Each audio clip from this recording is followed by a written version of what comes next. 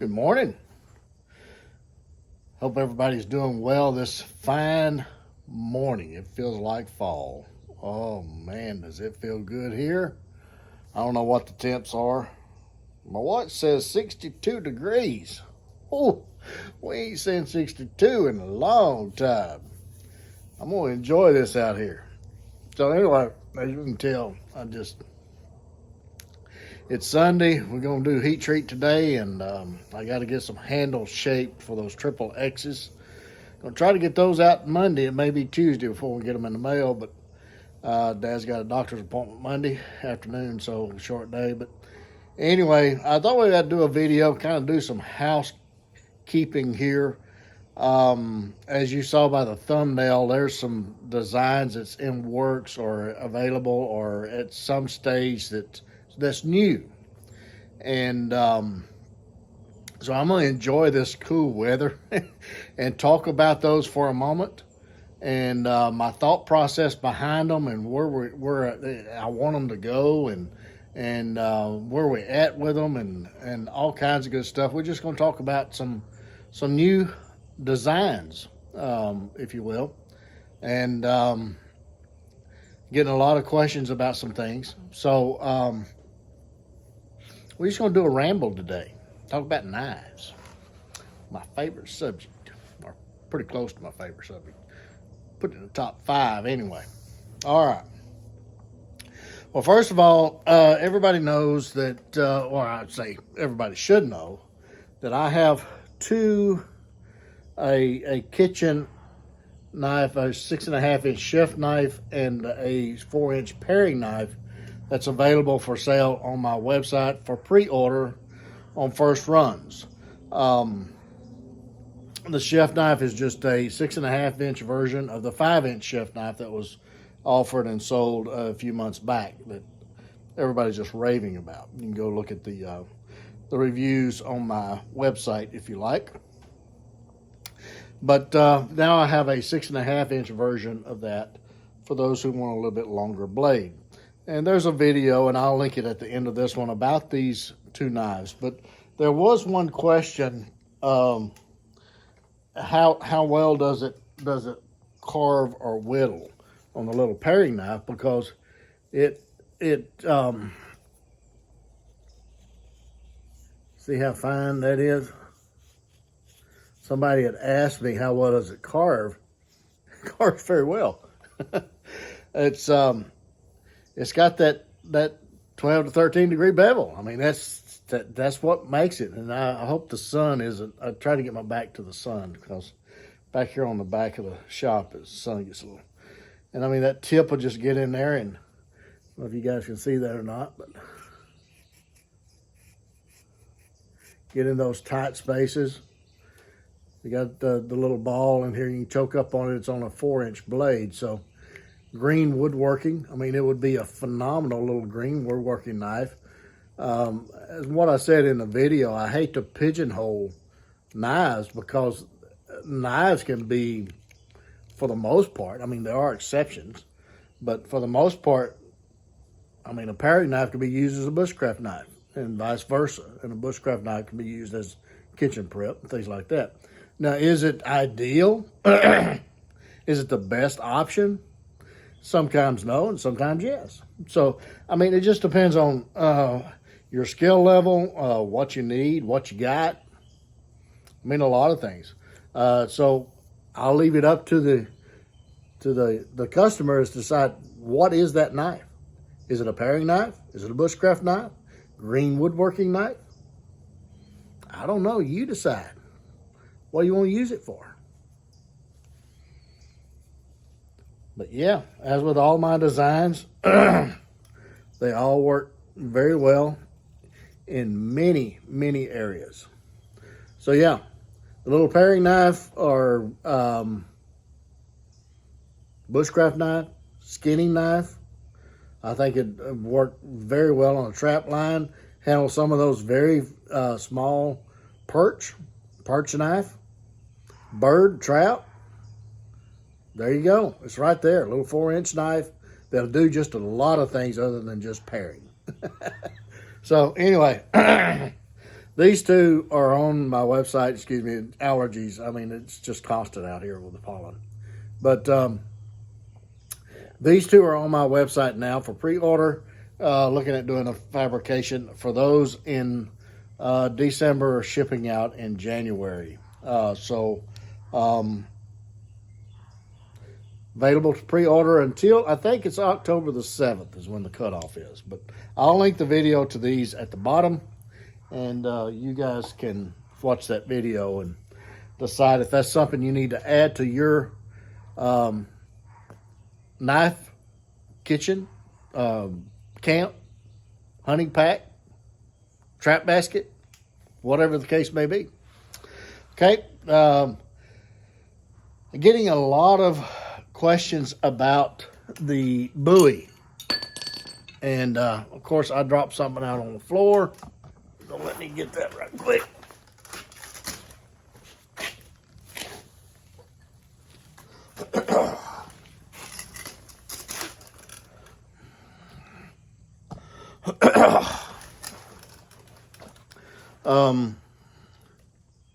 And here is the Bowie. Now, what this is almost 1/4 inch. It's 0.20 thickness 3V. Okay, it will have a saber grind. The handle will be, and this is going to be a limited run of 10. There's only 10 of them. Now, depending on how things go, we may do a production, we may do a first run, but this is going to be a limited run of 10. And it's going to say 1 of 10, 2 of 10, 3 of 10, 4 of 10. And before anybody starts asking about list, no list. Once I get them done, then I'll put out a notice of about a 12-hour, 24-hour notice that they will go live at this time, and they will be put on the website, and whoever comes first gets them, okay? So that's as fair as I can make it, okay? So anyway, they will be in CPM 3V, the first limited run of 10, 1 of 10, 2 of 10, and they will have laser etching on it. And I don't even know if we're going to put a name on it. We just made 1 of 10, 2 of 10, 3 of 10, something like that. The handles will be this micarta, which is from Pops. It's not the fire hose micarta, but it's very close. It looks like the fire hose micarta, which is a red textured with white specks in it micarta, and it will have white liners, blue pins, and they will have a center mosaic. We'll get this the right direction. I think that may be the right direction. Of the Texas flag is a center mosaic pin. Okay, so let your imagination kind of get all that in. The handle will be one of my standard handles, the wide mouth Coke bottle, if you will. And so anyway, the blade on it is going to be about 7 inches, 4 and 3, something like that, 7.5. It's going to be a lot of knife. As Crocodile Dunn says, that's a knife. So that's the plan for the Texas Bowie. It will have the red, white, and blue handle scales with the center mosaic pin of the Texas flag. And the reason for that, there's only 10, because that's all the center mosaics I got. Okay, I got 10. So anyway, if I don't mess one up, that's what the plan is. And when this is going to happen, don't know. All I can say is the best thing to do to keep up with WC Knives is to subscribe to this YouTube channel, click the bell for notifications, and watch all the videos. Because I may talk about anything other than what's on the title, especially the updates. I talk about a lot of this stuff in the updates, okay? So it's not only about production and where we are on fabrication of knives and what's on order. We talk about sales. We talk about new models. We talk about how crazy I am. I mean, we talk about a lot of things on those videos. So you need to watch those whether you have something on order or not, okay? Because there's a lot of things on those videos that, other than just, that's what we just call it an update. It's about everything, okay? Not just orders, all right? Okay, so that's the Texas Bowie. And we're gonna put a Texas, we're gonna do a laser Texas on there, and just all kinds of stuff. It's gonna be, I'm not gonna call it a signature series, but it's gonna be in that time frame. It's gonna have a little bit higher end finishes. It won't be high mirror polished because I don't do that stuff. Okay, that's just not my forte of polishing and sanding on the blade till I get it mirror finish. It's just not my thing. Okay, we're gonna hit it. We're gonna make it semi pretty and move on. Okay, that's the WC way. I tend to stay on the side of design and function and all this other stuff other than polish. So anyway, losing my mustache. So anyway, okay, now let's talk about another design that's been out there for over a year now, and that is the Field Pro. There may be a few out there that's waiting for this design to come out. And the problem is I just never have been happy with it. Every time I think I got it, then my brain says, no, you ain't quite got it yet. So this is where I'm at. Excuse me. That is just warting the fire out of me. You ever had that happen? Have a hair in your mouth you can't get out? This is where I'm at. Kind of an upswept 5/32 blade with a combination grind. I like this hook. I keep thinking about that. People keep saying you need to do one with a gut hook. And in my experience, gut hooks are a horrible idea. There's some out there that may say, oh man, they're fantastic. I use them all the time. They're fucking just great. I just love them. Me, no. Every time I've tried to use one, they clog up with hair. It's a pain from the minute you start trying to rip open those bellies or the legs. You can't even get around the legs with them. So it's just, they just don't work for me. Okay, so I don't do a gut hook. Don't even try to get one done. But this idea here of using that as a ripper, like I think the first time I saw that or even heard about that concept was with the Tracker, and Tom Brown said that was for a ripping up bellies and things like that, because you only can cut that deep, really, so it doesn't get too deep in those cavities. So anyway, I've been exploring that concept a little bit, and even how this started was I've got a modified Master Outdoorsman with that hook there that I've been using around the shop. I've always loved this design, this Master Outdoorsman. I think it's a perfect knife for a homestead, somebody that uses a knife for a lot of say food prep, kitchen chores, garden prep, just cutting things off. One thing that is very unique about this is, as you're cutting with this, it just hooks what you're trying to cut, slices off like little limbs and things like that that's in your way. And when you're cutting off those fruits and vegetables off the vine, that hook right there, it's like a pruning knife. It's all that same concept. So when you apply that hook or that very pronounced tooth right there on a skinning knife, then it goes up those bellies without getting into the gut cavity.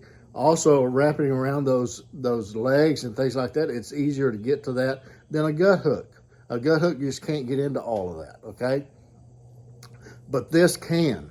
So that's the mindset, that's the thought process. That's the reason I haven't released this Field Pro yet, is because I'm still designing on it, okay? Is it to the point to where we can go out and field trials and things like that? Maybe. Maybe we're close to that. I haven't even put handles on this one yet. I'm still thinking about this. I'm still, my thought process is still going. When I get to a design, then most of the time I'll be satisfied with it. I'll say, okay, we're there. I'm not there on this one yet. Okay, the Field Pro, I'm still, jury's still out. Okay, but I haven't forgot about it. It's still out there, and I'm still working on it. All right. So as things progress, then I will let you guys know. But this Master Outdoorsman, I may need to do a Gen 2 on this, because I don't know why this knife never took off, because I think it's a phenomenal knife. I have really enjoyed using this around the shop and around the homestead in the garden. It's got the right blade length for deboning things in the kitchen prep. You know, somebody keeps saying, why don't you make a paring knife, which I finally did. But, you know, it's knives like this, I think, is a paring knife.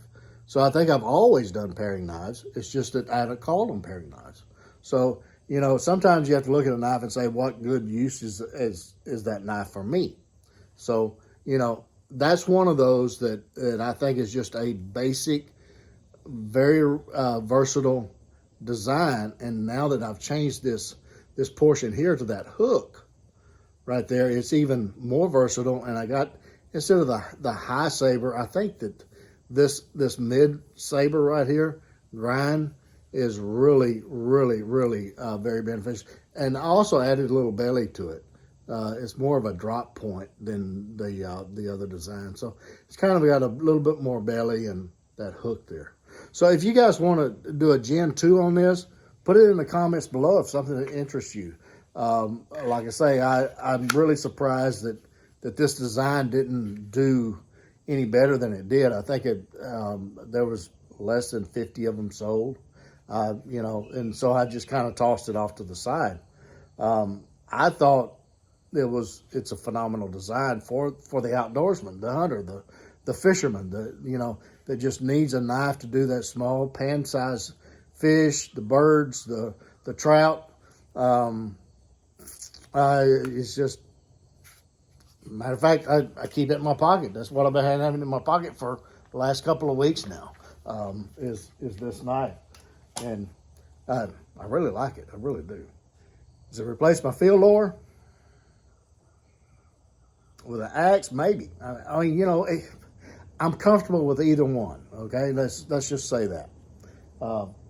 Replacing, I don't know. My junior field lower, I still have it. I'll always have a field lower. But anyway, so that's where we're at on the Field Pro. People have asked me about that, so here's the update. All right. Still working on it. Okay, now the cleaver.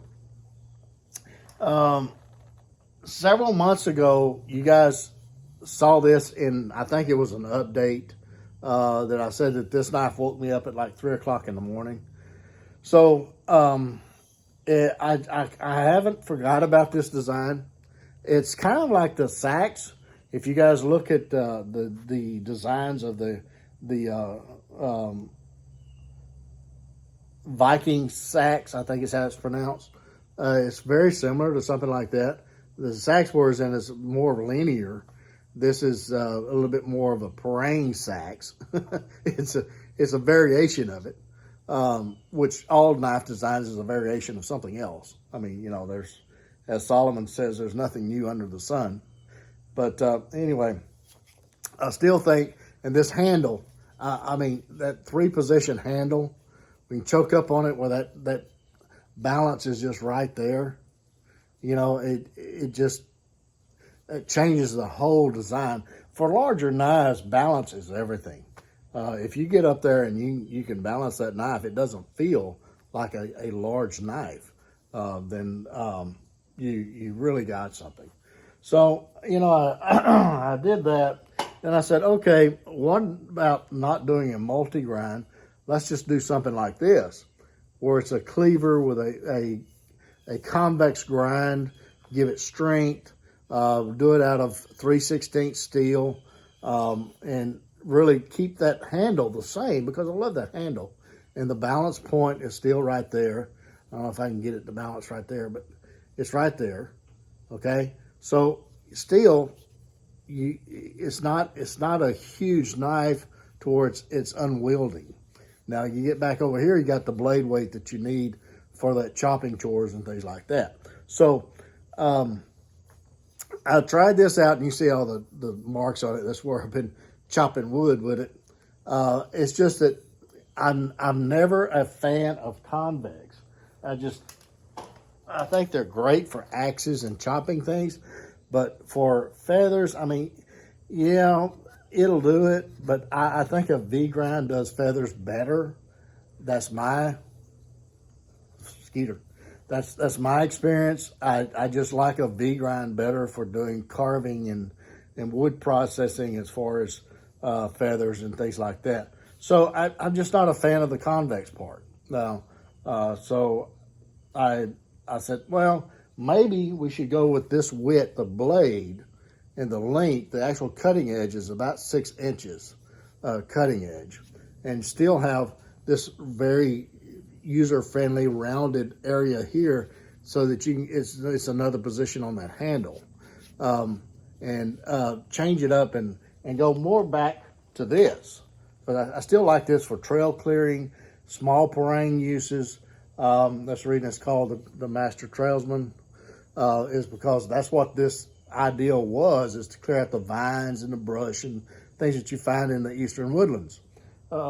It's not a jungle knife, although that kind of stayed in my mind. If you watch a lot of the jungle videos, most of the guys in Malaysia and things like that, they have a knife, they call a jungle knife, that's very similar to this. It's all straight and curves and all this other stuff, but it's just straight with a like a C-ax or a sax design, and that's what they use for a jungle knife. So I mean, that's the only knife they use.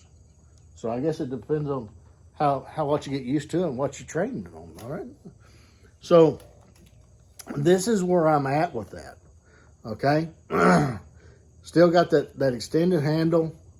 You can almost two-handed grip. You could use it, and it's curved to where I should have had me a stick. Pretend this is a stick. So it has that wedging property right there on that part here, to where you can split things apart. It's almost like a fro, because it doesn't have that 90-degree grind here to go up against to find that weak area. That's a weakness with all the vibrations and everything that happens to a knife or a blade when you're beating on it to hit that 90-degree spine, as I explained in that in my batoning good, the bad, the ugly video. So this is more like a fro, so it can handle that heavier use, chopping and batoning and things like that. It's just a more of a heavy use camp knife. And you got the width of the blade. I mean, you can get those steaks and burgers and flip them on the campfire. Use it as a spatula if you wanted to. But it has the portion here, the fine, so it slices those vines real quick.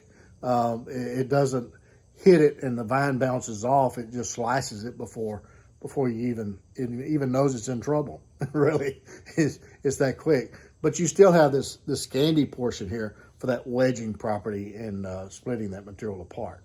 So that's where this is at. And I probably, I don't know if the Master Trailsman is a proper name for it or not.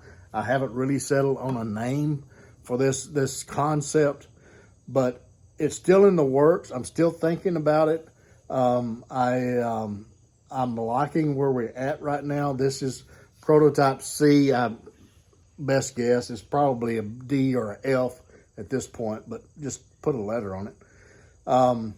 Has a well-rounded part here to where, you know, your hands is comfortable up there. And, you know, this knife is kind of a marriage of a lot of different designs.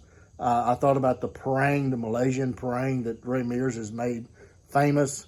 I thought about the how it chokes up on it, and it's a very versatile knife at that point. The jungle knife that I see a lot in a lot of the YouTube videos of the guys, and I think it's the Philippines or somewhere over there. They go out in the jungle and they build these little bamboo huts and things like that, and they just have one knife, and it's very similar to this. It doesn't have the grind or the higher end steels that this has, or the handles or anything, but the overall shape, the silhouette is very similar to this. And you know, it's just a marriage of a lot of things, the sacks, things like that for this tip, that it goes into this. And I've tried to take for a given task or concept, take many different designs and marry them into one and see which ones that overall picture works best for as many tasks as possible, to excel at as many tasks as possible. Let's just say that, and not take away from anything. Okay, so that's where we're at on this. So it's still out there. It's still in the works. It's still being thought about. Is there anything else that I'm thinking about?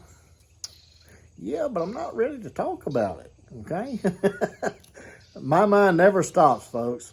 That is what knife design and development is that's what gets me up in the mornings. Okay, it's not going out and grinding on the same blade 2,000 times. That's not what gets William out of the bed. Okay, it's thinking about these new concepts. It's thinking about new designs, and that's the reason I have so many designs. I have over 100 designs that's out there, and you know, I keep thinking maybe I can cut those back and just do a handful, but my brain won't let me. It says no. You need to develop this knife. You need this knife. So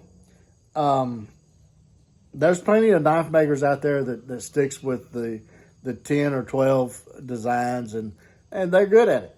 That's what they're good at. But me, I can't do that. I've got to always tweak something. I've always got to play with something. This is a good example. I saw this knife on the wall and I said, what if? What if? And you know, that kind of gets me in trouble sometimes, but it also comes up with some very fine, unique, and very useful designs. So, you know, it's a blessing and a curse sometimes. But anyway, let me know if you want to, if you guys are interested in doing another run of a Gen 2 Master Outdoorsman with this little hook and more of a drop point tip.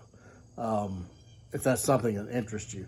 If there's enough people comment below, then we'll, if there seems to be some interest in it, then we'll probably do another limited run on those at some point. So anyway, and they're made out of 16th inch. I think that was Nitro V. I may do it in AE bill. I don't have to see what kind of material I got at the time. But anyway, yeah, the paring knife, for lack of a better term, or the chef's knife, go be sure and pre-order your first runs on that. Get your name in, and the quicker you get in on the list, the quicker your knife is going to be fabricated. So when I get to that, after I do the Mighty Minis, then that's going to be on the next list as far as first runs. First runs are not on the main retail list. The retail list is for production knives. That's the ones that says production on the listing. The WCSK is a production knife. Okay, all the others that say production, it's a production knife. So that's a 10-month wait. First runs are a different list. So right now I'm finishing up or working on the Junior Field Lords first runs. I'm almost halfway done with those. Once those are done, then we'll start the Mighty Minis. Once the Mighty Minis are done, then these first runs will be on the next list to get done. Okay, so I hope that explains everything. The Texas Bowie, Try to work that in at some point. It will be before Christmas. We'll just say that, okay? So pricing on those Texas buoys, I mean, it's going to be almost 1/4 inch 3V. So we're looking at close to $700 each on those, okay? So they're going to be pricey. Will there be a production run of those Texas buoys with just some basic, maybe AEBO steel and oh. No, excuse me. And at some point, if there's a demand for it, then we may do something on that. But right now, this is going to be a 10 with the Texas center mosaic and the premium scales and things like that. Mike and Party are pretty according to WC standards anyway. Again, I don't do mirror polish, folks. I just, it's not my thing. Not my thing. Design and development is my thing, okay? All right. Well, you're up to date as far as what is working and what I'm ready to release right now as far as go public with. And I appreciate each and every one of you. You guys are fantabulous. Couldn't do this without you, or I would do it without you, but it wouldn't be my business and what puts the food on the table. So I thank you for allowing me to live my dream. I really do. And until the next one, get in the backyard, whittle on stick. Be sure and take a child with you, get the opportunity. Don't forget those plenty of Band-Aids and lots of knives. And I got to get back to my heat treat. Talk to you later.